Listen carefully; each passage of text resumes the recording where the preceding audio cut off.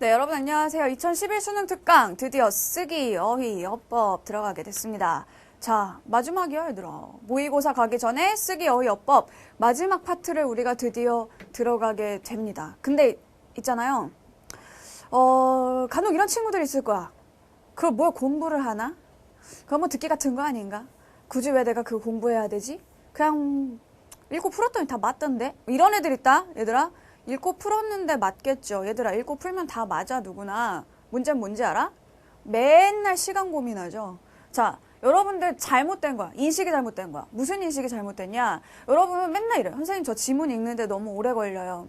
문제 푸는데 너무 오래 걸려요. 항상 비문학에서 혹은 소설문학에서 시간이 모자라요. 끝에 지문 2개가 남아요. 시간 관리 어떻게 해야 되나요? 물어봐. 그치? 자, 계속 그렇게 시간을 물어봐. 선생님이 시간을 나중에 하라고 그렇게 얘기를 해도 말을 안 듣고 계속 시간을 물어봐.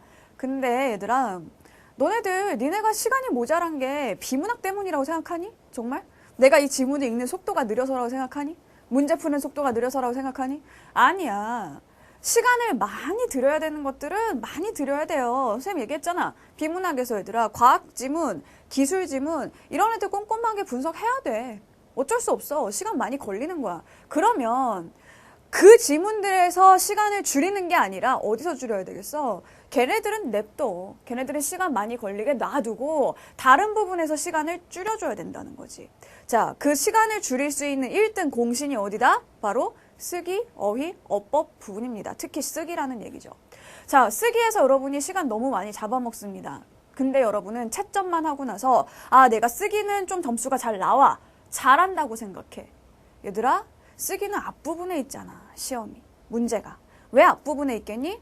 앞에서부터 어렵게 나오면 애들이 기가 죽어요. 그쵸? 그래서 앞에서 앞문제가 헷갈리고 앞문제가 계속 머릿속에 고민으로 남아있게 되면 뒷부분까지 시험을 망치게 돼. 그래서 항상 앞에 부분은 문제를 좀 읽고 풀면 풀리게끔 쉽게 낸단 말이야. 알겠니? 너희들이 수능을 포기하지 않게 하려고. 나름 그분들의 배려가 숨어 있었던 거야. 근데 여러분은 이 쓰기에서 너무 시간을 많이 잡아먹어. 너네들 마음이 뭔지 알아. 어떤 마음이겠어? 자, 지금은 좀 시간이 좀 있지? 만약에 다 풀고 나서 내가 시간이 모자라서 검토할 시간이 없을 것 같아. 그러니까 어떻게 해? 나중에 여기 다시 못 돌아올 수도 있으니까, 내가 이 문제를 다시 검토 못 할 수도 있으니까 한 번 풀 때 끝장을 봐야겠다. 한 번 풀 때 나중에 검토할 필요가 없을 만큼 정확하게 풀어내야겠다 라고 해서 한 문제를 가지고 막 엄청난 시간을 끌고 있는 거지. 그러니까 나중에 뒤에 비문학 점수가 안 나오는 겁니다. 왜? 시간이 모자라서. 얘들아, 비문학을 못해서 점수가 안 나오는 게 아니라 니네가 쓰기를 못하기 때문에 비문학이 안 나오는 거야. 알겠니? 자, 쓰기를 잘한다는 건 단순히 맞는 게 아니에요. 내가 단순히 그 문제를 맞힌다, 점수가 잘 나온다, 이게 쓰기를 잘하는 게 아니라 쓰기를 잘한다고 말할 수 있기 위해서는 여러분이 쓰기 문제를 빨리 풀 수 있어야 됩니다. 그래서 여러분이 이 강의를 듣는 거야. 알았지? 강의 안 들어도 전 잘해요? 웃기지 마. 웃기지 마. 자, 강의 안 들어도 잘하는 게 아니라 강의를 듣고 이 쓰기를 빨리 풀 수 있는 방법을 배워 가시란 얘기죠.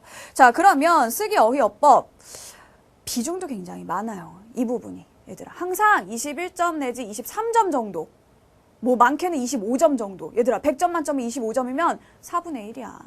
이렇게 중요한 쓰기, 어휘, 어법 버리면 안 된다는 얘기지. 자, 그래서 지금부터 선생님이 앞으로 계속 남은 시간 동안 이 쓰기, 어휘, 어법 어떻게 하면 잘하고 어떻게 하면 빨리 풀 수 있는지 알려드리도록 할게요. 오늘은 일단 첫 번째 기출문제 분석을 해야겠죠. 그래서 대수능 따라잡기 5번째 시간입니다. 94쪽에 나와 있죠. 자, 얘들아, 유형 볼래? 유형. 자, 94쪽에 표 있어요. 자, 거기 보시면 뭐라고 돼 있어? 쓰기 이전의 사고 과정, 표현하기, 고쳐 쓰기, 어휘어법. 이렇게 굉장히 단순화시켜 놓고 있는데 선생님이 이거를 좀 더 일목요연하게 정리를 해줄게. 자, 쓰기 문제 우리가 어떻게 연계, 활용을 할 것이냐. 자, 앞으로 우리가 수능 특강 공부하면서 어떻게 공부할 것이냐. 얘들아, 우리가 기출문제를 보면 뭘 알 수 있냐면 쓰기는 출제 유형이 고정되어 있다는 걸 알 수 있습니다. 새로운 분야에서의 문제, 새로운 유형의 문제 절대 나오지 않아요. 항상 뭐가 나오냐? 글쓰기 계획, 첫 번째 단계. 그 다음 연상하기, 그림 보고 푸는 거지. 그 다음에 자료, 뭐 신문기사, 인터뷰, 뭐 그래프 이런 것들 나오는 거야, 그치? 그 다음에 개요, 막 서론, 본론, 결론 이렇게 나와가지고 문제점, 뭐 원인, 뭐 해결책 뭐 이런 거 나온 거 있지, 그치? 그 개요. 그 다음에 표현하기, 이거는 조건주잖아, 그치? 다음 조건을 모두 만족하고 있는 뭐 표현은 뭐 이런 거 찾는 거, 그치? 마지막으로 고쳐쓰기. 자, 이 6가지 안에서 다 나온다는 얘기예요. 이 외에 다른 거는 하나도 없어. 기출문제를 분석한 결과 그렇다는 얘기죠. 그쵸? 자, 그 얘기는 뭐냐? 여러분이 올해 보게 될 수능에서도 이 유형들은 계속 지속이 될 거라는 겁니다. 그런데 자, 우리 수능 특강 교재 연계교재야. 그러면 여러분이 연계교재를 어떻게 공부해야 될까요? 자, 문제 유형은 똑같아. 그치? 똑같은 단계에서 나온단 말이야. 그 얘기는 자, 여러분이 여기 나와 있는 이 문제 유형을 완전히 꿰뚫어야 한다라는 얘기고요. 또 하나, 여기 나와져 있는 어떤 개념들, 예를 들어 표현 문제에서 뭐 대꾸라는 표현 방법이 나왔다. 대조라는 표현 방법이 나왔다. 이런 거 그대로 연계될 수 있습니다. 그렇죠? 자료 문제, 여기 나왔던 자료, 뭐 그래프 이런 것들 연계될 수 있다는 얘기죠. 아시겠죠? 자, 그래서 쓰기는 출제 유형이 고정돼 있다. 그만큼 항상 나오는 문제들이 나오기 때문에 여러분 시간을 줄이셔야 된다는 겁니다. 알겠어요? 자, 그러면 쓰기 문제에 접근하는 방법 알려드리죠. 자, 6가지의 유형 다 마찬가지입니다. 자, 선생님이 이거는 개념 급탑제 때도 얘기해줬어. 뭐지? 자, 비트박스를 잘하려면 2가지. 북치기, 빡치기. 이것만 하면 되지, 그치? 자, 쓰기를 잘하려면 2가지. 뭘 해야 되니? 첫 번째, 주제. 두 번째, 1대1 대응. 이걸 잘해야 됩니다. 6개의 문제 유형 모두가 자, 이런 주제와 관련이 있어야 하고요. 모든 것들이. 자, 그래서 여러분 맨 처음에 주제가 뭔지 찾아야 돼. 이 문제에서. 어디서 찾을까? 문2에서 찾으면 됩니다. 문제에서요. 자, 그 다음에 두 번째로는 1대1 대응. 자, 보기에 나와 있는 것과 선택지를 1대1로 대응시켜 가다 보면 답은 자동적으로 나와준다라는 얘기죠. 자, 쓰기를 잘하는 방법 2가지만 기억하십시오. 북치기, 빡치기. 자, 쓰기와, 주제와 1대1 대응법을 기억하시면 되겠어요. 자, 그러면은 이 2가지 원리에 입각해서 우리 작년에 나왔던, 수능 출제되었던 기출문제들을 한번 살펴보도록 하겠습니다. 자, 먼저 1번부터 보죠. 95쪽입니다. 자, 95쪽에 나와 있는 1번 문제는 연상하기 문제지. 자, 연상하기 문제 항상 얘는 뭐예요? 쓰기의 첫 번째 문제야. 자, 쓰기의 첫 번째 문제, 즉 듣기가 끝나고 나서 맨 처음 여러분이 풀게 되는 문제입니다. 어려우면 돼, 안 돼? 안 돼. 왜? 본격적으로 시작된 듣기 끝나고 나서 나 혼자 시작하는 문제인데 여기서 어려우면 어떻게 되지? 계속 생각나겠지. 뒤에 있는 시험을 망치게 된단 말이야. 너네 언어 영역이 다른 영역에 비해서 난이도가 쉽게 출제되는 이유가 뭔지 아니? 1교시부터 시험을 망치게 되면 애들이 어떻게 되죠? 집에 가요. 그쵸? 포기하고. 끝까지 남아있지 않고 가버린단 말이야. 그래서 그런 걸 막기 위해서 1교시 언어 영역은 다른 영역에 비해서는 그래도 난이도가 좀 쉬운 편이란 얘기죠. 자, 봐봐. 그러니까 그 똑같은 원리로 첫 번째 문제는 쉬울 수밖에 없어. 그러니까 연상하기는 여러분이 쫄지만 않으면 풀 수 있는 그런 문제란 얘기지. 절대 쫄지 마. 자, 뭘 보냐? 자, 보세요. 어떤 쓰기 문제든 선생님 주제를 확인해라 라고 했죠. 그쵸? 자, 이 주제는 어디에 나와 있다? 문두에 나와 있다. 그럼 1번 문제 문두를 봐봐. 자, 뭐라고 써있어? 보기에 착안하여 좋은 문학작품의 창작에 대한 글을 쓰기 위해 이끌어낸 내용으로 적절하지 않은 것은 자, 주제가 뭐다? 좋은 문학작품의 창작이래. 알지 이거? 무슨 말인지? 좋은 문학 작품을 어떻게 지어내느냐 이거라고. 자, 1순위로 보는 것이 주제입니다. 자, 그러면 주제를 확인했다. 그러면 2순위로 뭘 보냐? 자, 문제 순서대로 나와 있는 그대로 가시면 시간 많이 잡아먹어요. 선생님 뭐라 그랬어? 쓰기는 왜 공부한다? 시간을 줄이기 위해 공부한다는 거지. 자, 그럼 두 번째로 어디로 가냐? 보기 밑에 나와 있는 뭐가 있어? 차관점이 있어. 두 번째로 차관점을 보십시오. 자, 차관점을 보니까 자, 이게 무슨 얘기야? 연상이라는 것 자체는 어떤 한 가지의 상황에서 이 주제를 이끌어낸다는 거잖아. 그치? 그러면은 어느 부분, 어떤 발상으로, 어떤 차관점에 의해서 이 지금 보면 그림이나 이 보기의 그림은 가야금인데 가야금으로부터 얘를 이끌어내기 위해 어떤 부분에 차관하고 있냐는 거야. 자, 그럼 차관점을 보니까 뭐라고 돼 있어요? 가야금을 문학 작품이라고 본다는 거지. 자, 그러면 우리한테 알려준 거는 이거 하나야. 가야금은 문학작품이야. 보기에 가야금은 문학작품이야. 그러면 보기에 나와 있는 나머지 말들도 다 뭘로 바꿔야 돼? 문학작품과 관련이 있는 말들로 바꿔줘야 되겠죠. 그렇죠? 자, 그러면 우린 그 다음에 뭘 보냐? 또 보기를 봐? 아니야. 보기는 마지막에 봐. 자, 그 다음 차관점을 확인했으면 세 번째로 어디를 가주시냐? 선택지를 갑니다. 자, 선택지를 가보니까 어떤 말들이 있는지를 확인을 해봐. 선택지는 다 뭐니? 얘와 관련된 내용이 나올 거니까 가야금보다는 문학작품 쪽으로 가겠죠. 그렇죠? 선택지에 보니까 어떤 용어들이 나와 있는지 한번 봐봐. 1번. 자, 예상 독자라는 말이 있어. 자, 독자라는 말이 있고 또 뭐가 있지? 작가라는 말이 있어. 또 뭐가 있어? 글감이라는 말이 있어. 자, 지금 우리는 가야금을 만드는 것으로부터 문학작품을 지어내는 것, 문학작품을 창작하는 것을 이끌어내야 된다라는 겁니다. 그러면 얘네들은 다 어디서 나오겠니? 자, 가야금을 만드는 거에 대해서 독자에 해당하는 건 뭐가 되겠지? 그 연주를 듣는 사람이지. 그치? 연주를 듣는 사람, 즉 청자가 될 거라고. 원래 보기에 그래서. 작가는 그럼 뭐겠니? 문학작품을 만드는 사람은 가야금을 만드는 사람이겠지. 그치? 가야금 제작자. 그치? 만드는 사람. 그 다음에 글감은 뭐지? 글을 쓰기 위한 재료니까 보기에 그래서는 가야금을 만드는 재료가 될 거란 말이야. 자, 그러면 우리가 선택지를 통해서 이런 요소들을 확인을 했다. 얘네가 문학작품과 관련이 있는 거라면 우리는 이것들이 보기에서 가야금과 관련했을 때는 어떤 말들로 바뀔 수 있을지를 찾아내시면 된다는 얘기죠. 그런 다음에 보기를 읽으면서 뭘 찾는 거야? 선택지에 나와 있는 내용을 하나하나 주제 다음에 뭘 하라 그랬어? 1대1 대응을 하란 얘기입니다. 자, 그래서 네 번째 단계가 보기와 보면서 1대1 대응을 하는 것이다. 자, 그래서 아까 선생님이 뭐라 그랬나? 자, 쓰기 문제는 주제와 1대1 대응으로 푸는 것이다 라고 했어요. 자, 그러면 1대1 대응을 시켜봤을 때 없는 게 있어. 그죠? 없는 게 있다고. 자, 선택지에 나와 있는 5가지 중에 보기에 안 나와 있는 말들이 있단 말이야. 뭐가 안 나와 있나? 자, 우리는 예상을 했어. 그죠? 자, 독자. 이게 1번 같은 거를 우리가 찾으려면 보기에서 청자와 관련된 내용을 찾아야 돼. 찾아봐. 있어? 듣는 사람? 청자? 그 사람들의 어떤 평가? 이런 말 나와 있니? 가야금, 좋은 가야금이 올바로 만들어졌는지 가야금 연주를 듣는 사람들, 청중으로부터 평가를 받아야 된다. 이런 내용이 있어요, 보기에? 없다는 거야. 그래서 정답은 1번이라는 거지. 되게 쉽게 나왔죠. 그쵸? 자, 그래서 얘들아, 봐봐. 이 순서대로 하면은 금방 풀어. 근데 너네가 보기를 다 읽고 있어. 공명판, 줄, 안족. 이게 뭘까? 막 그림 봐. 그림에서 이게 공명판이야. 이게 안족이야. 이게 줄이야.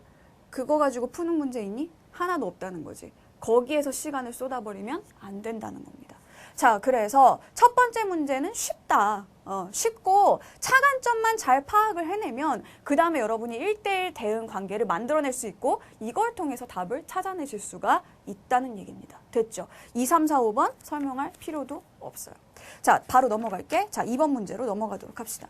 자, 2번 문제는 무슨 문제냐 하면은요. 이거는 자료 문제가 됩니다. 자, 자료 문제 역시 여러분 주제와 1대1 대응으로 풀어가실 수 있어야 돼요. 그럼 주제 어디서 찾을 거야? 문두에 있다 그랬지? 자, 문두의 주제를 보시면 뭐라고 나와 있니? 리셋 증후군의 증상과 예방이라는 주제가 나와 있습니다. 자, 리셋 증후군의 증상이 뭐냐? 즉 여기에 걸리게 되면 어떤 현상이 나타나게 되냐? 그리고 이것을 어떻게 하면 미리 방지할 수 있냐? 이것과 관련된 글을 쓰겠다는 거죠. 뭘 통해? 여기 나와 있는 가나다 자료들을 통해서. 자, 그럼 봐봐. 역시 자료에서도요, 여러분 어떻게 해야 되냐? 자료에서도 첫 번째로 주제를 고려하셔야 됩니다. 자, 주제를 고려하려면 자, 주제를 우리가 지금 봤지? 리셋 증후군의 증상 그리고 예방. 즉, 여기 나와 있는 모든 자료들은 어때? 여기에 집중돼야 되는 거야. 이거와 관계가 없는 내용은 있어서는 안 돼. 그리고 이거와 관계 없는 내용으로 활용되어서도 안 돼. 알겠지? 그걸 제일 먼저 여러분들이 판단을 해주시면 됩니다. 그래서 그럼 이걸 주제를 확인했다. 그러면 두 번째, 선택지로 가세요. 자료 아직 보지 말고 선택지를 먼저 봐. 선택지를 보면서 자, 얘네들이 어느 부분에 활용이 되고 있는지 어떤 방식으로 활용이 되고 있는지를 읽어보란 말이야. 읽어보면서 혹시 이거에 관계가 없는 게 있지는 않는가. 증상이나 리셋 증후군의 증상이나 예방과 상관없는 내용이 있는지를 한번 찾아보라는 거지. 만약에 상관이 없다. 우리가 자료 볼 필요도 없이 이런 거 주제를 나타내주지 못하는 내용은 바로 탈락을 시켜주는 거야. 자, 그런데 지금 읽어봤어. 읽어봤더니 어때? 얘네들이랑 다 관련은 있어 보여. 있어 보여. 아, 관련 없는 게 나오면 다행인데, 그치? 바로 찾을 수 있으니까 관련은 다 있습니다. 자, 그러면 일단 탈락시킬 게 없구나. 다 통과했어. 선택지가 모두 다 얘네들을 만족시켜주고 있었다. 통과를 했다. 그럼 다음 단계로 넘어가. 어디로 가냐? 자료로 갑니다. 자, 자료로 가는데 자료가 3가지가 나와 있어. 자, 그런데 얘들아, 이 3가지 자료는요, 보는 순서가 있습니다. 자, 무조건 이거를 다 순서대로 본다? 그러지 않으셔도 돼요. 얘들아. 너네 수능 문제 니네 마음대로 주물럭거려도 돼. 꼭 이 사람들이 제시해준 대로 갈 필요는 없는 거야. 자, 봐봐. 근데 여긴 보면 뭐가 먼저 나와 있니? 신문기사가 먼저 나와 있지. 근데 니네가 문제를 풀다 보면 신문기사가 다자료, 그러니까 맨 마지막 자료로 나오는 경우가 있다? 그렇다 하더라도 여러분들은 1순위로 뭘 보냐? 기사를 보세요. 왜? 이걸 보고 들어가는 게 제일 쉬워요. 왜? 통계자료부터 보면 어려워, 얘들아. 통계자료부터 보게 되면 니네가 이걸 가지고 이게 뭘 의미하는 건가 해석을 해야 된단 말이야. 해석하지 마시고 신문기사를 보면서 자, 이게 뭔가 도대체 리셋 증후군이라는 것이 무엇인가 개념. 자, 그리고 이게 왜 문제가 되는가. 그리고 그 원인이 무엇인가. 이런 것들을 신문기사에서 나름대로 분석을 해준단 말이야. 자, 그러니까 자료 문제 보실 때는 어때? 1순위로 자료를 보실 때는 신문기사를 먼저 봐주는 게 여러분한테 도움이 된다. 자, 그러면 한번 봐봐. 컴퓨터가 제대로 작동하지 않거나 온라인 게임과 같은 가상현실에서 뜻한 대로 일이 풀리지 않을 때 버튼을 눌러서 언제든지 다시 시작할 수 있는데 여러분 경험 있죠? 선생님도 그렇게 해본 적 있어. 게임하다 망해가지고 그냥 처음부터 시작하려고 버튼 눌러본 적 있다고. 자, 현실에서 이것이 가능하다고 착각하는 증상을 리셋 증후군이라고 한다. 리셋 증후군의 개념이 나와 있죠. 그쵸? 현실에서도 이게 가능해. 그러니까 그냥 게임처럼 현실에서도 버튼 하나만 누르면 처음으로 돌아갈 수 있을 것 같은 그런 착각을 가지게 된다는 거지. 자, 그래서 이 증후군은 컴퓨터를 리셋하듯 힘든 일에 부딪힐 때 책임감 없이 쉽게 포기하거나 타인과의 관계를 쉽게 맺고 끊는 모습으로 나타난다. 경우에 따라 현실과 가상세계를 혼동해서 극단적인 일을 실제로 저지르는 모습으로 또 나타난다. 이게 뭐야? 증상이라는 거지. 주제가 뭐야? 리셋 증후군의 증상과 예방이었단 말이야. 지금 이 신문기사 자료에서는 뭘 알려주고 있었어요? 리셋 증후군의 개념과 그리고 그것으로 인해서 나타나게 되는 증상을 제시를 해주고 있죠? 그쵸? 자, 그 다음에 그러면은 1번을 한번 봐봐. 1번. 자, 가를 활용해서 리셋 증후군의 증상으로 무책임한 태도? 그치? 왜? 무슨 말 나왔어? 책임감 없이 라는 말이 있잖아. 책임감 없는 게 무책임이지. 그 다음에 인간관계 소홀 이게 뭐야? 타인 간의 관계를 쉽고 맺고 끊는다? 라는 얘기 나와 있었죠? 그 다음에 극단적인 행동. 이거는 뭐야? 신문기사 마지막 줄에 있었지. 극단적인 일을 실제로 저지른다. 자, 그래서 1번은 뭐야? 맞아. 얘는 문제가 없어요. 자, 그다음에 인터뷰를 본다. 자, 인터뷰를 보시면은요. 이 인터뷰는요. 전문가 인터뷰와 일반인 인터뷰로 나눌 수가 있어. 자, 각각의 어떤 역할을 하는가. 이건 선생님이 다음 시간에 쓰기 본격적으로 우리 교재에 있는 문제 들어가면서 다시 한번 얘기해 주도록 할게. 어쨌든 지금 얘는 청소년 상담센터 누구누구누구 소장이란 말이야. 그치? 이 소장의 이야기야. 이 나는. 그 얘기는 뭐냐? 여기 전문가 인터뷰란 얘기죠. 전문가 인터뷰에는 뭐가 나올까? 자, 문제의 원인을 분석해.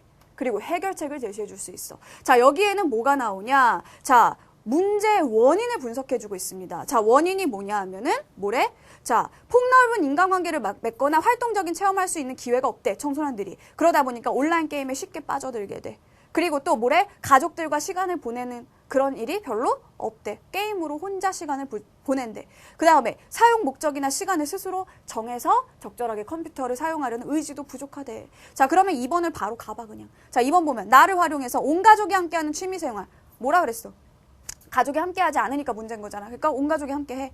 그 다음에 자기가 사용 목적이나 시간을 정해놓고 컴퓨터를 사용하지 않는다 그랬잖아. 그러니까 컴퓨터 사용 규칙을 마련해. 이러면 어때요? 예방할 수 있다. 가능하죠. 그쵸? 1번, 2번 다 적절합니다. 자, 그 다음에 3번. 자, 가와 나를 활용했어. 자, 우리가 지금 본 가와 나를 활용했을 때 청소년이 처한 여건이 개선되지 않는다면 지금 나에서 우리 청소년들이 어떤 환경에 처해 있는지 어떤 여건에 처해 있는지 제시해 주잖아? 이게 안 좋다는 거잖아? 이거를 개선해야지. 고쳐야지. 만약에 그렇지 않는다면 리셋 증후군이 뭐가 된다? 사회 문제를 유발할 수 있다. 우리가 지금 이 신문 기사에 나타난 리셋 증후군의 증상들을 통해서 이게 사회적인 문제가 될 거다 생각할 수 있겠지. 그치? 1, 2, 3번 다 통과야. 자, 그 다음에 다 자료를 볼까? 자, 다에는 이제 통계가 나와 있어요. 자, 통계를 보면 첫 번째 1번. 자, 우리나라 중고생의 99% 이상이 하루 평균 2시간 정도 인터넷을 사용한다. 이 얘기는 뭐야, 얘들아?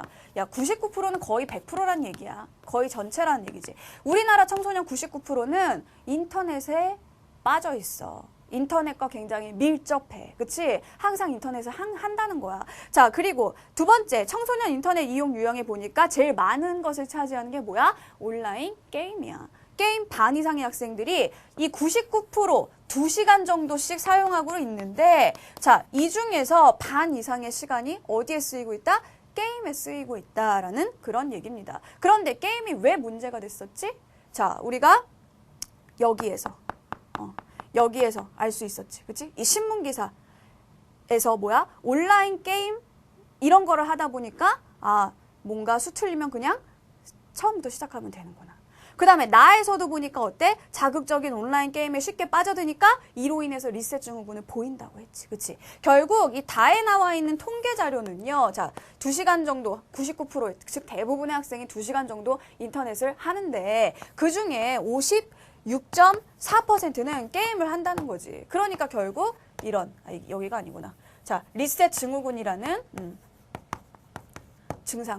증상과 관련이 있다. 이거를 보일 수 있는 가능성이 높다. 이런 얘기를 해준단 말이야. 자, 그러면 4번을 볼까요? 자, 가와 다를 활용하여, 즉 이 신문기사와 이 통계 자료를 활용하여 리셋 증후군의 증상을 보이는 청소년 가운데 원만한 대인관계를 맺지 못한 유형이 가장 많다.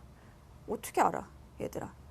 원만한 대인관계를 못 맺는 건 알지. 하지만 어떤 유형이 가장 많은지는 여기서 알 수 없단 얘기야. 그치? 여기서 이게 제일 많고, 그 다음이 포기하는 거고, 그 다음이 극단적인 일. 어떻게 알아? 모르지. 그치? 4번이 답이야.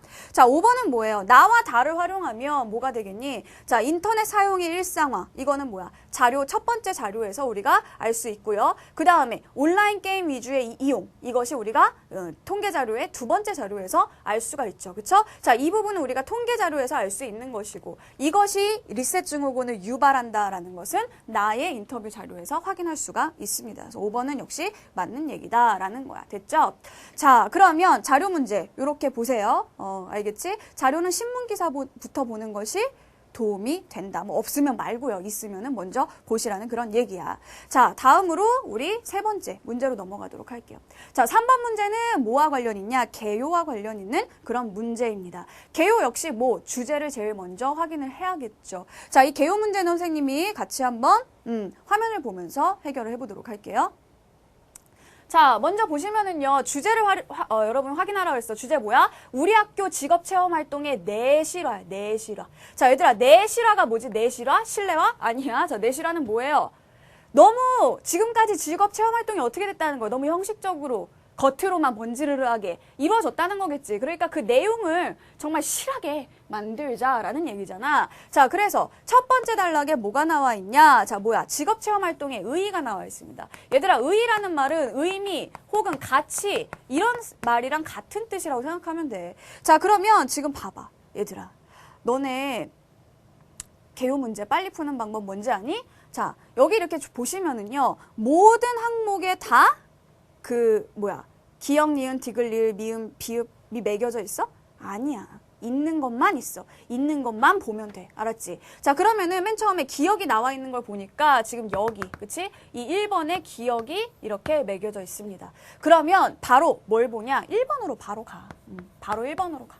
생각 많이 하고 이럴 필요 없어. 자, 1번으로 가면 뭐라고 돼 있어? 자, 기역은 상위 항목과의 관련성이 떨어진다. 얘들아, 상위 항목이 뭐니? 얘 위에 있는 거를 말하는 거야. 이 작은 1번 위에 있는 큰 1번을 말하는 거야. 자, 그러면은 봐봐. 얘와의 관련성이 떨어지나? 자, 얘는 직업 체험 활동이 가지고 있는 의미나 가치를 얘기하는 건데, 자, 뭐야? 학생들이 요구가 높아졌다. 학생들의 요구가 증대했다. 이게 얘들아, 직업 체험 활동의 의미나 가치니? 아니지. 그치? 자, 그래서 1번에 보니까 뭐라 그래? 관련성이 떨어지니까 어떻게 고쳐야? 수정 방안 칸을 한번 봐봐. 직업체험활동의 개선에 대한 사회적 요구 증대로 수정한다. 문제점은 제대로 파악을 했지만, 자, 이렇게 수정하면 돼, 안 돼? 그러면 거기 수정 방안에 나와 있는 사회적 요구 증대, 이거는 의미냐? 얘도 역시 의미나 가치는 아니라는 거지. 수정이 잘못됐어요. 그죠? 자, 그래서 1번은 땡.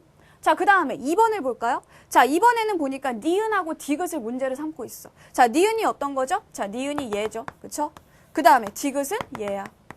자, 이 두 개를 문제 삼고 있는 거야, 2번에서. 그 2번에 보니까 뭐라 그래? 니은과 디귿은 내용이 서로 중복된다네? 중복되나 한번 볼까요?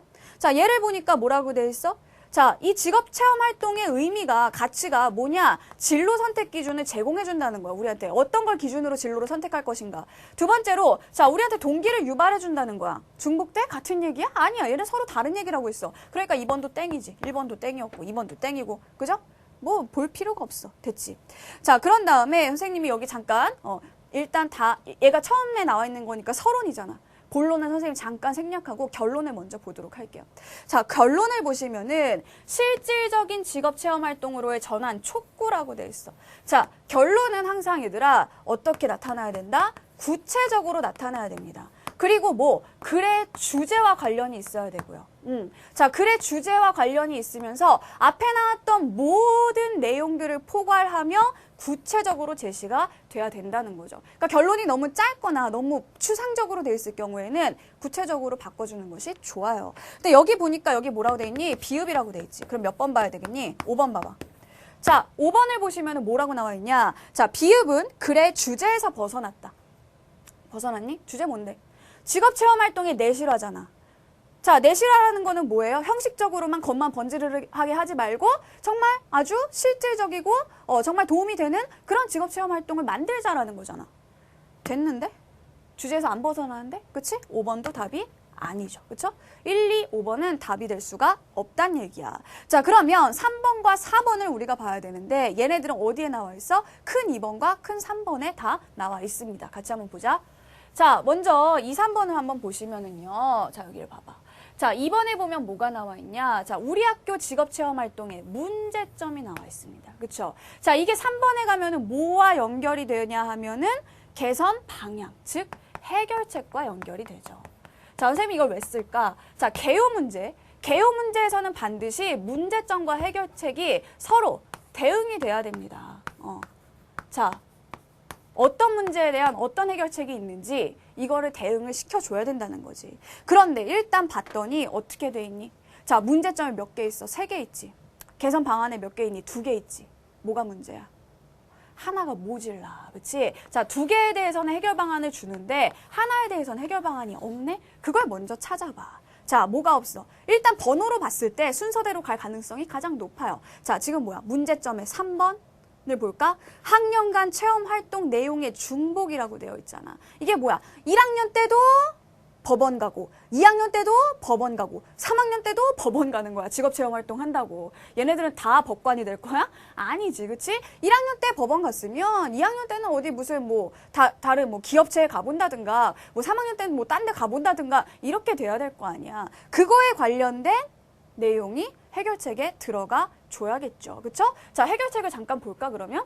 없어. 그 부분이 없잖아. 그치? 자, 그러면은 여기에 지금 여기에 미음이라고 돼 있지. 그치? 자, 그럼 뭘 봐야 돼? 4번을 봐봐. 자, 미음은 2의 하위 항목과의 관계를 고려할 때 내용에 보충이 필요하다. 즉, 이 부분에 뭔가 보충되는 내용이 들어가야 한다는 얘기야. 어떤 내용이 들어가나 수정 방안을 보세요. 학년간 체험활동 내용의 차별화. 됐지? 매년 중복되니까 1학년, 2학년, 3학년을 다르게 차별화 하자는 얘기야. 됐죠? 그래서 4번이 뭐? 얘가 정답이야. 됐죠? 나머지 하나 남았는데 3번은 뭐예요? 자, 3번은 지금 리을에 관련된 거야. 리을은 요 앞에 거죠? 그쵸? 다시 우리 문제점으로 가봅시다. 자, 지금 보니까 리을이 어디에 가 있냐? 리을이 여기에 가 있다. 자, 그러면서 뭐가 문제래? 하위 항목들을 포괄하지 못한대. 자, 즉 얘는 문제점인데 이 문제점이 얘네들을 포괄하지 못한다. 즉 얘네들이 문제점이 아니란 소리야? 한번 봐봐. 문제인데? 다 문제야. 그래서 얘네들을 다 모아가지고 문제점이라고 썼는데 뭐가 문제야? 그치? 문제 없어요. 그쵸? 그래서 리을은 제대로 써준 거야. 굳이 고쳐줄 필요가 없다라는 그런 얘기입니다. 됐죠? 그래서 3번의 정답은 4번이다. 요렇게 푸시면 됩니다. 그래서 개요는 얘들아 반드시 첫 번째로 주제를 확인하시고요. 그 다음에 이 상위 항목과 하위 항목 사이에 관련성을 파악하시고 그런 다음에 문제점과 해결책이 1대1로 대응하는가 요거를 따져주시면 되겠습니다. 아시겠죠? 자, 그러면 우리 다음 문제로 넘어가기 전에 자, 오늘의 명언 타임이죠. 자, 오늘 명언은요, 우리 한미가 올려줬습니다. 장한미 친구가 올려줬는데, 사실 한미가 이 명언을 올려준 지 꽤 됐어요. 좀 오래됐는데, 선생님이 얘를 아껴놓고 있었어. 한미가 상처받은 거 아니지? 선생님 아껴놓은 거야, 일부러. 왜냐하면, 처음보다는 지금쯤, 여러분이 지금 40강을 듣고 있는데, 40강쯤 요 타이밍에 딱 맞는 명언이기 때문에 선생님이 살짝 정말 아껴놓고, 감춰놓고, 안 보여주고 있었던 거다. 자, 오늘의 명언입니다. 쓰러지느냐 쓰러지지 않느냐가 중요한 것이 아니라 쓰러졌을 때 다시 일어서는 것이 중요하다. 빈스 롬바르디라는 사람이 한 이야기입니다. 자, 쓰러지느냐 쓰러지지 않느냐 여러분 여기에만 너무 집중한다는 거죠. 아, 모의고사 봤는데 좌절, OTL, 나 쓰러졌어. 이게 중요한 게 아니야. 아, 난 이번 모의고사에 살아남았어. 이게 중요한 게 아니라고. 중요한 건 뭐다? 쓰러진다 하더라도 다시 일어서는 것이 중요하다는 겁니다. 얘들아, 니네 수능 볼 때까지 한 번도 안 쓰러지겠니? 그렇진 않아. 선생님도 그랬으면 좋겠어. 하지만 그럴 순 없어. 인생은 그래. 쓰러지지 않고 살 수는 없어. 근데 중요한 건 뭐냐? 쓰러졌을 때 좌절하지 말아요. 제발. 포기하지 마. 포기하지 마. 여러분이 정말 포기하지 않고 그 자리에서 일어선다면 예전보다 더 잘 달릴 수 있습니다. 전에 한번 그런 명언도 있었잖아. 사람들은 넘어지지 않고 달리는 사람한테 박수를 보내는 것이 아니라 넘어졌다가 다시 일어서서 달리는 사람에게 박수를 보낸다고. 알았지? 절대 포기하지 마십시오. 일어나 지금 다. 알았지? 자, 그러면 다음 문제 넘어갑니다. 자, 다음 문제는요. 4, 5번이 묶여 있어요. 한 문제. 그치? 한 보기에 묶여 있지? 자, 그래도 일단 뭘 확인해야 돼? 주제를 확인해야 돼. 똑같아. 쓰기는 항상 주제를 확인하는 것에서 출발해야 합니다. 자, 어떤 주제냐? 폐휴대전화 수거 운동에 동참할 것을 권유하기 위해서 쓴 글의 초고래잖아. 폐휴대전화기를 수거하는 그 운동에 우리 모두 동참하자라는 얘기를 하고 있는 거야. 자, 그러면 다 읽을 거야? 다 읽으니까 시간이 없지. 어떻게? 4번 문제 바로 봐. 자, 4번 보니까 뭐가 나와 있어? 고쳐쓰기가 나와 있어.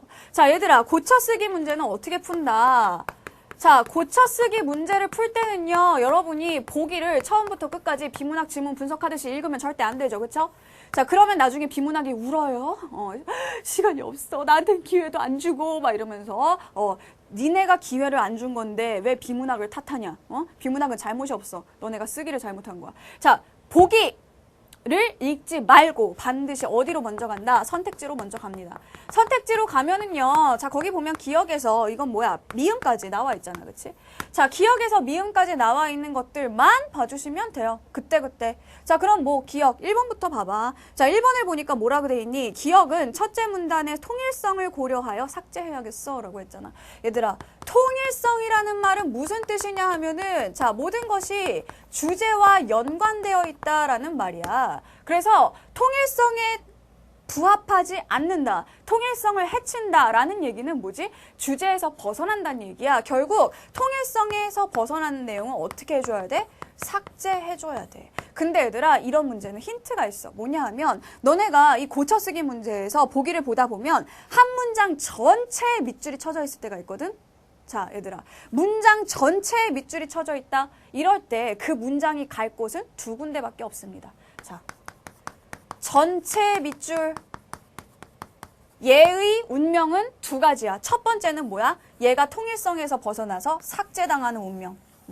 자, 두 번째 운명은 뭐냐? 순서가 잘못돼서 뒷문장이나 앞문장이랑 순서를 바꾸는 거야. 순서를 바꾸는 그런 운명 아니면 삭제당하는 운명이라는 거지. 전체에 밑줄돼 있는 걸 찾아보니까 어때? 기억하고 미음이 나와 있잖아. 일단 이 기억은 뭐야? 얘 아니면 얘가 될 거야. 근데 지금 여기 보니까 뭐라고 돼 있어? 1번에서는 삭제하재. 과연 그런가 보자는 거지. 자, 사람들은 오랫동안 사용하던 휴대전화에 대한 애착이 매우 강합니다. 이게 기억의 내용이야. 지금 우리는 폐휴대전화를 수거하자 이런 얘기를 하고 있는데 사람들이 오랫동안 사용하던 휴대전화에 애착이 강하다라는 얘기를 할 필요가 있을까? 없다는 얘기야. 주제와 상관이 없죠. 그렇죠? 주제에서 벗어나니까 기억은 어떻게 삭제해버리면 된다는 거지. 됐지? 자, 그 다음에 말 나온 김에 미음도 보자. 왜? 미음에도 뭐 전체 밑줄이 그어져 있으니까. 자, 그럼 전체 밑줄 그어져 있는 미음을 보면은 이들 자원을 이라고 했잖아. 자, 이들 자원을 이렇게 시작을 했어. 자, 지금 5번을 볼까요? 자, 5번이 아니라 4번이지? 자, 4번을 보니까 뭐라고 돼 있니? 미음은 셋째 문단의 문맥을 고려할 때 디귿으로 옮겨야겠어 라고 돼 있어. 즉, 이 미음 문장 전체를 디귿 자리로 순서를 바꿔주자는 거야. 자리로 옮겨주자는 거야. 과연 그런가 보자는 거지. 디귿에다 얘를 넣어놓고 한번 읽어봐. 자, 앞에 어떤 내용이 나와 있지? 폐휴대전화 속에는 금, 은 등의 귀한 금속 자원이 들어있대. 이들 자원을 더 자연스럽게 이어지지. 이들이라는 건 뭐야 얘들아? 이가 나타내는 건 바로 앞에 있는 내용이란 말이야. 앞에서 금, 은 이런 자원들이 들어있으니까 이들 자원을 여기서 추출하면 뭐야? 재활용해서 자원의 낭비를 줄일 수 있다는 거잖아. 그죠? 자, 그러니까 이 미음, 디귿 위치로 옮겨줄 수 있겠죠. 그쵸? 그래서 4번도 역시 적절한 고쳐쓰기 의견이 됩니다. 됐죠? 자, 그 다음에 다시 순서대로 가서 2번을 보자. 니은은 단어의 쓰임이 부적절하다. 자, 그런가 볼까요? 니은 보니까 뭐야? 낮추는. 뭘 낮춰? 환경오염을. 얘들아, 환경오염을 낮추는 거 선생님 말 되지 않아요? 라고 생각할 수 있겠지. 하지만 이게 말이 되는지 생각해보고 얘들아, 잘 모르겠다 싶으면 반대말로 바꿔봐. 환경오염을 높이는. 그치? 낮추다의 반대말이 높이다잖아. 환경오염을 높일 수 있니? 오염을 어떻게 높여? 말이 안 되잖아. 그치? 자, 그러니까 얘는 낮추는도 안 되는 거야. 높이는 게 안 되면 낮추는 것도 안 돼. 그래서 여기 나와 있는 것처럼 줄이는. 그치? 환경오염을 줄이는 내도라고 하면은 더 자연스럽게 넘어가게 되죠. 2번도 맞아요. 자, 그 다음에 3번 보세요. 자, 리을. 파묻히게 되면 이 부분을 문제 삼고 있는 거지. 자, 지금 3번을 보면은 자, 리을은 뭐래? 피동 표현이 불필요하게 중복되므로 자, 무슨 얘기니? 자, 파묻히게 되면 자, 보면은 이 되다도 피동이고 자, 묻히다도 피동이란 말이야. 자, 피동 붙으면 이중피동이 돼서 우리말에서는 이 이중피동을 허용하지 않는다고 했어요. 자, 그러니까 하나를 없애야 되지. 뭘 없었니? 여기서는 3번에서는 얘를 삭제한 거야. 그렇게 해서 파묻히면으로 바꿨대. 그럼 될까? 이 3번만 보면 이 자체로는 맞는 말 같습니다. 하지만 반드시 너네는 바꾼 다음에 바꾼 걸 다시 넣어서 읽어봐야 돼. 자, 봐봐. 어떻게 돼 있어? 이런 물질들을 일반 쓰레기와 함께 태우거나 땅속에 파묻히면 말이 돼? 얘들아? 이런 물질들을 파묻히면 말이 안 되잖아. 자, 물질들을 이게 주어야? 얘는 목적어야. 목적어야. 그치? 자, 그러면 얘를 누가 파묻어? 사람이 파묻는 거잖아. 사람이 우리가 이런 물질들을 파묻으면 묻으면 이게 이렇게 고쳐져야지. 파묻히면이 되면은 뭐가 돼? 우리가 물질들을 파묻히면 우리가 묻히는 거야, 얘들아. 우리가 땅속에 묻히는 거라고. 안 돼. 자, 3번만 봤을 때는 맞는 말인 것처럼 보이지만 어때? 다시 넣어서 읽어봤을 때 문맥상 호응이 안 맞는다는 얘기죠. 자, 물질들을 이라고 목적어가 나왔기 때문에 이것은 파묻히면이 아니라 파묻으면으로 바꿔주어야 합니다. 그래서 3번이 답이 된다. 자, 마지막으로 뭘 봐야 되겠어? 자, 5번이죠. 그렇죠? 문단 간의 연결 관계를 고려하여 둘째 문단과 셋째 문단의 순서를 바꿔야겠다. 바꿔봐. 바꾸면 돼. 왜? 지금 셋째 문단으로 돼 있는 게 뭐예요? 폐휴대전화 속에 이러한 뭐 재활용될 수 있는 물질들이 많다라는 거고, 두 번째 문단에 뭐가 나와 있어? 우리 동아리에서는 그래서 이런 금속 자원들을 재활용할 수 있는 이런 운동을 벌이기로 했다. 두 개가 바뀌어야지 논리상 순서가 맞아지겠지. 그치? 자, 그래서 5번도 맞아. 4번의 정답은 3번이에요. 자, 5번 갑시다. 자, 5번 문제는 뭐냐 하면 이게 이제 여러분들이 어려워하는 조건에 맞는 표현 문제입니다. 자, 조건에 맞는 표현 문제는 쉽게 풀 수 있는 방법이 있어요. 뭐냐? 조건을 일단 나눠. 뭘로? 내용 조건과 형식 조건으로 나눠. 자세한 건 선생님이 다음 시간에 다시 알려줄 거야. 자, 그래서 얘들아, 어차피 이게 뭐야? 이 조건들을 모두 충족해야 돼. 즉, 하나라도 충족이 안 되면 탈락이라는 얘기죠. 그죠? 그럼 니네가 1번, 양면성 나타나나? 대꾸 있나? 화류 있나? 그 다음 2번, 양면성 나타나나? 대꾸 있나? 화류 있나? 3번, 양면성 나타나나? 대꾸 있나? 화류 있나? 이렇게 하면 어떻게 돼?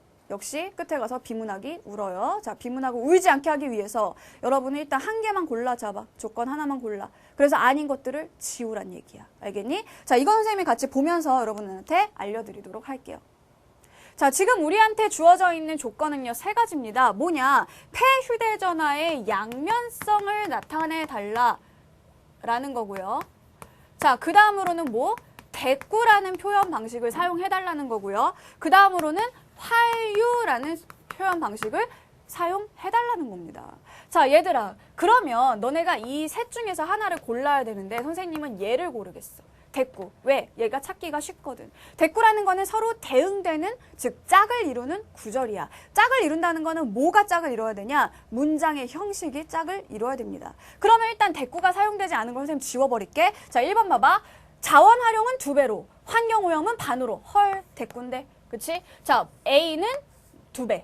자, 2배로. 자, 그다음에 B는 반으로. 자, 그치? A는 B로 이런 식으로 문장 구조가 어때요? 짝을 이루죠. 얘는 1번은 대꾸가 돼. 자, 1번은 남겨놓겠어. 자, 그 다음에 자, 2번. 자, 이건 뭐야? 우리에게 버리세요. 꼭꼭 숨어있는 폐휴대전화. 환경을 사랑하는 당신의 마음 지금 바로 실천하세요. 자, 얘들아, 여기에 대꾸 있어? 뭔가 이렇게 쿵짝쿵짝 맞아 들어가는 게 있어? 없어. 2번 탈락. 다른 거 볼 필요도 없어. 여기에 화류가 있는가? 아, 양면성이 있는가? 고민할 필요 없다는 얘기야. 알았지? 자, 2번 버려. 자, 그 다음에 3번 볼까요? 함부로 버리지 마세요. 당신의 오랜 친구 폐휴대전화. 한 대 모아 다시 쓰면 유용한 자원으로 다시 태어납니다. 대꾸 있어? 리듬감 있어? 쿵짝쿵짝 맞아 떨어지는 거 역시 없어. 3번도 버린다. 자, 그 다음에 4번 볼까요? 자, 관심만 있다면 쓰레기도 귀중한 자원이 될 수 있습니다. 조용히 잠자는 폐휴대전화 다시 써서 깨끗한 세상 만들어요. 대꾸 없어. 버려. 야, 지금 우리 2, 3, 4 다 버렸어. 1번하고 지금 하나 남았어. 자, 5번 한번 볼까요? 자, 버리면 해로운 쓰레기가 되지만 모으면 소중한 자원이 되지요. 얘는 대꾸 있네. 아, 얘도 없었어야 우리가 1번 답이라고 하는 건데 아쉽다, 그치? 자, 5번에 보니까 뭐라고 돼 있어? 버리면과 모으면 짝이 되지, 그치? 해로운과 소중한 짝이 되지, 그치? 쓰레기가 그리고 자원이 짝이 되지, 그치? 그 다음에 되지만 되지요. 얘는 동그라미 세모 네모 말고 뭐가 있지? 하트라 그럴까? 자, 되지만 되지요. 짝이 되지, 그치? 자, 그래서 얘네들은 다 어때? 요런 문장 형식을 가지고 있단 말이야. 이게 지금 2번이 반복되고 있잖아. 이게 대꾸라는 거지. 자, 그럼 1번하고 5번은 지금 대꾸가 됐어요. 자, 그러면 1번과 5번이 다 대꾸가 됐으면 이제 뭘 찾아줄까? 양면성이냐 화류냐? 둘 중에 뭐 먼저 찾을래, 얘들아? 뭐 먼저 찾을래? 양면성. 이건 생각해봐야 되잖아. 그치? 자, 그러니까 생각 안 해봐도 되는 화류를 찾자. 화류라는 건 뭐예요? 생물이 아닌 걸 생물처럼, 즉 살아있지 않은 걸 살아있는 것처럼 표현한다 라는 얘기입니다. 자, 이걸 한번 볼까요? 여기 이런 거 있어? 살아있지 않은 게 살아있는 것처럼 표현된 부분이 있습니까? 없습니까? 화류가 사용되지 않았지요. 그죠? 버려야겠네, 그럼. 하나라도 아니면 버리는 거야. 그럼 지금 하나 남은 거 뭐지? 1번 하나, 얘 하나 살아남은 거지. 2, 3, 4는 시당초 죽었고, 그치? 이미 이전에 죽었고요. 1번하고 5번 남아있는 것 중에 얘가 화류가 안 돼서 사라져 버린 겁니다. 그럼 정답은 1번이다. 됐지? 그러면 너희가 그 다음으로 1번을 검증만 하시면 되는 거예요. 자, 1번은 뭐라고 볼 수 있어? 자, 1번을 보시면은, 자, 여기 화류가 있는지 한번 볼까? 화류는 뭐였니, 얘들아? 화류는. 자, 같이 볼까? 아까 얘기했듯이 살아있지 않은 것이 살아있는 것처럼 표현된 게 화류란 말이야. 지구가 아프지 않게. 그죠? 자, 지구가 아프지 않게. 지구는 아파 막 말할 수 없단 말이야. 하지만 마치 아프다는 감정을 느낄 수 있는 것처럼 생물로 표현이 됐잖아. 화류가 사용됐죠. 그 다음에 양면성 드러나나? 이거네, 얘들아. 우리가 폐휴대전화를 재활용하면 자원 활용이 되지만, 즉 폐휴대전화는 이렇게 하지 말고 자, 폐유대전하는 자원이 될 수 있지만 만약에 이거 그냥 버리게 되면 어떻게 되죠? 환경 오염 물질이 된다는 겁니다. 어때? 얘가 가지고 있는 양면성을 잘 보여준다 라고 볼 수 있겠죠. 결국 1번이 정답이다 라고 우리가 완전히 끝까지 확실하게 못을 박아주면 되는 겁니다. 됐어요? 이렇게 빨리 풀 수 있는데 시간 절대 버리지 말란 얘기야. 자, 그러면 여기까지가 선생님이 여러분한테 알려주는 쓰기와 관련된 내용이었습니다. 자, 다음으로 두 문제가 남아있는데 이 두 문제는 뭐냐? 어휘어법 문제예요. 자, 이 어휘어법 문제 어떻게 풀까? 자, 얘들아, 여기 나오는 어휘어법 문제는요. 여러분이 뭔가 이렇게 기초 상식, 뭐 지식, 배경 지식 없어도 풀 수 있는 것들이 나옵니다. 무슨 얘기냐? 보기가 주어진다는 얘기죠. 그리고 우리가 이것을 연계 교재라고 봤을 때 우리가 어떻게 이것들을 연계 활용을 할 수 있느냐.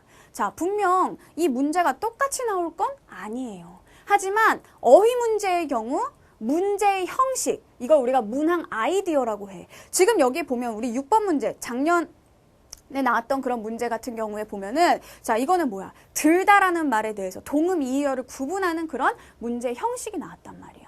자, 이게 어떻게? 우리 수능 특강 교재에 나와 있는 또 하나의 어떤 새로운 문제 형식이 있겠죠? 이 문제 형식이 그대로 활용돼서 나올 수가 있습니다. 두 번째로는 자, 보기에 어떤 어휘어법과 관련된 개념이나 원리가 주어지는 경우가 있어요.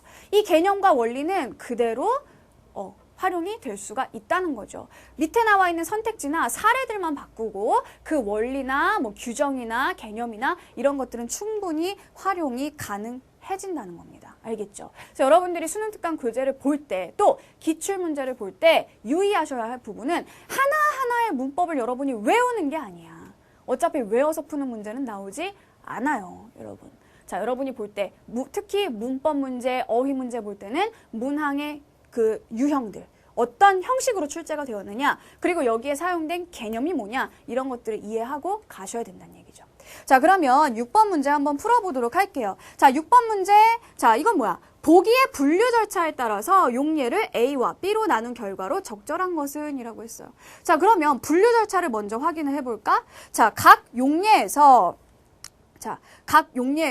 동사 들다의 의미를 확인한다라고 했어. 자, 이게 뭐냐? 자, 들다라는 말은요, 한 가지 의미만 지니고 있는 게 아니란 얘기죠. 자, 그래서 어휘 문제는 대부분이 어떤 개념에서 나오냐? 자, 오늘 우리 기출문제 분석 강의이지만 개념 확인하고 갑시다. 자, 중요한 개념. 바로 다이어와 동음 이의어라는 그런 개념이야. 이건 선생님이 개념 급탑제 어휘에서도 굉장히 강조를 해가지고 열심히 설명을 해놨어. 혹시 아직도 잘 모르겠으면 지금이라도 가서 듣고 와. 다이어라는 거는 하나의 뿌리를 가진 말이 여러 개의 의미로 쓰이는 걸 말하는 거고요. 동음 이의어는 아예 뿌리 자체가 다른 것을 의미합니다. 그래서 여기에서는 결국 이 들다라는 단어가 있는데 이 들다라는 단어가 서로 뿌리가 다른 두 개의 단어가 있어. 이거를 구분을 해주라는 거야. 각각 어떤 뿌리에서 나온 것인지를 여러분이 분류를 해서 A와 B로 나눠주라는 얘기죠. 어떻게 나누냐? 자, 분류 절차의 두 번째 동그라미 보세요. 확인한 의미의 상호 유사성, 즉 비슷한 것들끼리 분류해줘라 라는 말이지. 어려운 문제가 하나도 아니야. 자, 그러면 보기의 용례들을 선생님이 보면서 여러분한테 얘기를 해줄게요. 보시죠. 자, 지금 보시면 이렇게 6개의 용례가 나와 있습니다. 자, 지금 보면 우리가 A와 B로만 나누게 되어 있잖아. 즉, 여기에 나와 있는 들다는요, 두 가지 뿌리를 가지고 있다는 거예요. 자, 그 뿌리를 한번 볼까? 자, 감기가 들다. 이 경우에는 뭐예요? 감기가 밖에서 나에게로 들어온 거죠. 그쵸? 자, 그래서 이때 들다는요, 밖에서 어떤 안으로 들어온다, 즉 들어오다의 의미를 가지고 있는 겁니다. 그쵸? 자, 그래서 이게 이걸 A라고 해보자.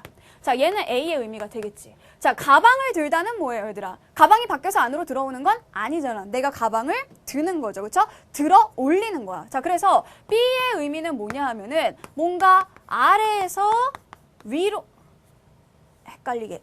자, 옆에 적어줄게. 자, B의 의미는 뭐냐? 자, 아래에서 위라는 어떤 방향성이 있는 거죠. 방향이 다르지. 얘는 밖에서 안으로 들어오는 거고 얘는 아래에서 위로 올라가는 거란 말이야. 얘 같은 경우에는 가방을 드는 거지. 그치? 얘는 B의 의미가 되겠지. 자, 그 다음에 단풍이 들다. 이건 뭐예요? 단풍이 아래에서 위로 올라가는 건 아니잖아. 그치? 역시 이건 뭐야?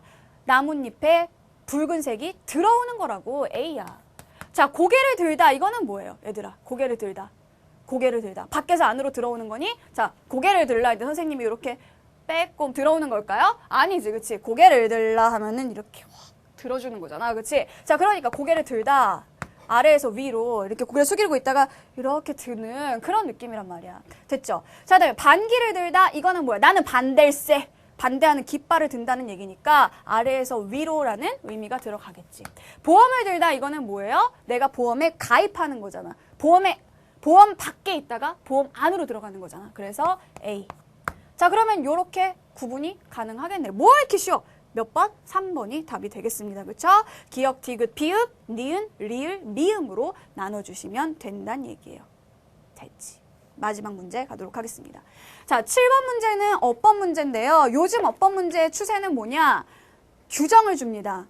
특히 맞춤법 규정, 표준어 규정이 나오게 돼요. 그래서 맞춤법 규정이나 표준어 규정, 문서상으로 되어 있는 그 법칙을, 그 규칙을 실제 사례에다가 적용시켜보는 혹은 이 규정을 해석하는 그런 문제가 나오게 된다는 거죠. 자, 그러면 하나씩 봐주시면 됩니다. 자, 먼저 처음에 보자. 가를 봐봐. 자, 한 단어 안에서 뚜렷한 까닭 없이 나는 된 소리는 다음 음절의 첫 소리를 된 소리로 적는다. 이게 뭔 소리야? 얘들아, 선생님 얘기했지. 문법 교과서를 달달달달 모두 외울 필요는 없어. 하지만 뭔 필요해? 뭐가 필요해? 보기를 읽을 순 있어야 돼.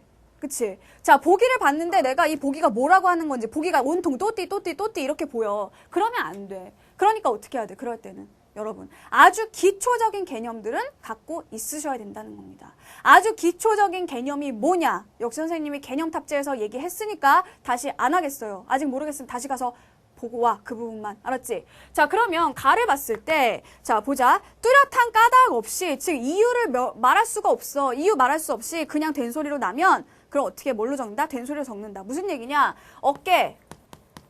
우리가 이거를 어깨라고 안 하고 어깨라고 하는 이유 모르겠잖아. 그치? 자, 무슨 얘기야? 얘를 나눌 수도 없어. 얘네가 뭐 합성어이거나 파생어이거나 뭐 이런 것들이 아니란 말이야. 그냥 얘는 괜히 왜 어깨라고 하는지 모르겠다. 그 다음에 잔뜩. 얘도 왜 우리가 잔뜩이라고 안 하고 잔뜩이라고 하는지 몰라. 살짝도 마찬가지야. 왜 살짝이라고 안 하고 살짝이라고 하는지 몰라. 자, 그리고 또 뭐지? 듬뿍. 얘도 왜 듬뿍이라고 안 하고 듬뿍이라고 읽는지 모르죠? 몽땅도 마찬가지라는 거야. 얘네들은 우리가 나누거나 뭐 이렇게 문법적으로 설명할 수 있는 이유 없이 괜히 된 소리로 나요. 그럴 때는 어떻게 해준다? 각각 얘네들을 된 소리로 적어준다라는 얘기죠. 된 소리 뭔지 알지? 이런 거야. 발음할 때 고된 거, 그치? 막 이런 거 있지? 고된 발음들, 이런 애들이 된 소리란 말이야.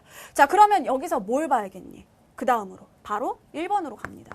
너네 보기 다 읽고 선택지로 가면 까먹는다. 보기 읽은 거 1번으로 바로 가. 자, 가를 보니 모음 뒤나 니은, 리을, 미음, 이응 받침 뒤에서 나는 된 소리가 소리 나는 대로 표기되어 있구나. 확인하면 되지. 얘들아, 모음 뒤라는 게 무슨 뜻이지? 모음 뒤. 받침이 없다는 뜻이야. 얘 봐봐. 앞에 받침 없죠? 엉깽 뭐 이런 거 아니지, 그치? 어깨. 자, 받침이 없다라는 말을 우리는 모음 뒤에서라고 바꿔서 쓸 수 있습니다. 자, 그 뒤에 된 소리지, 그치? 그 다음에 뭐야? 니은 받침, 리을 받침, 미음 받침, 이응 받침 뒤에 된 소리로 소리 나는 대로 표기돼 있잖아. 1번 확인 완료. 그 다음에 나를 보자. 자, 나를 보면 다만 뭐라고 돼 있니? 기역 받침, 비읍 받침. 자, 기역, 비읍 받침 뒤에서 나는 된 소리는 뭐래? 얘네들은 같은 음절이나 비슷한 음절이 겹쳐나는 경우가 아니면 무슨 얘기니? 자, 음절이라는 것은 얘들아 그 한 글자라고 생각을 하면 돼. 음절을 우리 이 한 글자, 그치? 글, 이게 하나의 음절이고 자, 이게 하나의 음절인 거야. 그렇게 생각을 하면 돼. 그러면은 무슨 얘기냐? 자, 두 개의 어떤 음절이 있을 때 얘네들이 같거나 비슷하지 않으면 뭐라고? 된 소리로 적지 않는다는 거지. 뭐 예의 받침이. 이 앞글자의 받침이 기역 또는 비읍일 때요. 자, 이 뒤에 같거나 비슷하지 않으면 뭘로 적어준다? 된 소리로 적지 않는다라는 그런 규정이에요. 자, 무슨 얘기냐? 이해가 안 되면 얘들아, 얘를 봐봐. 뭐가 나와 있니? 국수. 자, 국수는 발음을 보면 국수라고 발음이 되잖아. 그치? 자, 기역 받침 뒤에 국수라는 발음이 되는데, 자, 지금 보면은 이 국과 수와 좀 비슷하지는 않잖아. 우라는 그 모음을 갖고 있긴 하지만 비슷하지 않아. 그렇기 때문에 얘는 된소리로 적지 않고 수라고만 적어주는 거야. 자, 그 다음에 법석도 마찬가지야. 자, 법석. 얘 같은 경우에는 비읍 받침 뒤에 나와 있단 말이야. 발음은 썩이야. 발음은 썩인데, 자, 이거를 썩으로 적지 않고 석으로 적는 이유는 뭐다? 이 법과 석이라는 말이 어때요? 비슷한 글자가, 즉 비슷한 발음이 아니라는 거지. 그렇기 때문에 뭐 된소리로 적지 않는다라는 얘기입니다. 자, 그러면 2번을 볼까요? 자, 납작이 아니라 납작으로 적는 것. 자, 납작으로 적는 것은, 자, 이거는 뭐예요? 비읍 받침 뒤에 얘를 된소리로 적지 않고 그냥 지읒 하나만 적어줬죠. 이게 뭘 따른 거겠어? 법석과 같은 원리가 되겠지. 그치? 얘도 비읍 받침, 얘도 비읍 받침. 뒤에가 된소리 아니고 얘도 뒤에가 된소리 아니고. 자, 그래서 2번 맞죠. 그 다음에 3번. 짭짤하다가 아니라 짭짤하다로 적는 것은, 자, 봐봐. 얘 같은 경우에는, 자, 짭짤이라고 적는 게 맞고 짭잘이라고 적는 게 틀리다는 거잖아. 이건 무슨 얘기겠니? 무슨 얘기겠어? 자, 비읍 받침 뒤에 있는데 어떤 경우? 이 앞에 음절과 뒤에 음절이 같거나 비슷할 경우에는 뭐 된소리로 적는다는 거잖아. 그치? 비슷한 경우나 같지 않은 때만 된소리로 안 적고요. 비슷하거나 같으면 된소리로 적어준다. 지금 어때 얘들아? 짭하고 짤하고 짭짤 비슷하잖아. 받침만 틀리지. 짜짜를 갖고 있잖아. 그죠? 아, 짜장면 먹고 싶네. 자, 짭과 잘 어때요? 짭과 짤 비슷한 음절이기 때문에 된소리로 써준다. 맞아요. 3번도. 자, 그 다음에 다 규정을 한번 보죠. 자, 다 규정을 보니까 둘 이상의 단어가 어울리거나 이거 무슨 얘기야? 합성어이거나. 그 다음에 접두사가 붙어서 이루어진 말 무슨 얘기? 파생어란 얘기지. 자, 합성어나 파생어 같은 경우, 즉 단어를 우리가 쪼갤 수 있는 경우에는 각각 그 원형을 밝혀서 적는다. 얘들아, 원형을 밝혀 적는다라는 얘기는 무슨 얘기냐? 원래 모양을 그대로 써준다는 거야. 반대되는 말이 뭐야? 소리 나는 대로 적는 거야. 즉 무슨 얘기니? 원형을 밝혀 적는다는 얘기는 소리 나는 대로 쓰면 안 된다는 얘기지. 그러니까 칼날 같은 경우에 우리가 칼날, 발음은 이거야. 근데 소리 나는 대로 쓰면 안 돼. 원형을 밝혀서 어떻게? 칼날이라고 써주어야 한다는 얘기죠. 자, 그러면 4번 볼까? 물병. 물병이라고 읽어. 하지만 물병이라고 적는 이유는 뭐다? 얘는 뭐야? 물과 병이 합쳐져서 만들어진, 즉 물병을 우리가 나눌 수 있잖아. 합성어라는 얘기가 되는 거지. 자, 그 다음에 5번. 깍두기가 아니라 깍두기로 적는 것은 다의 맞사위를 표기할 때 적용된 규정을 따른 것이구나. 이거야 얘들아? 여기에서 맞사위. 이게 뭐니? 맞사위가 접두사가 붙은 말이잖아. 맛이라는 말.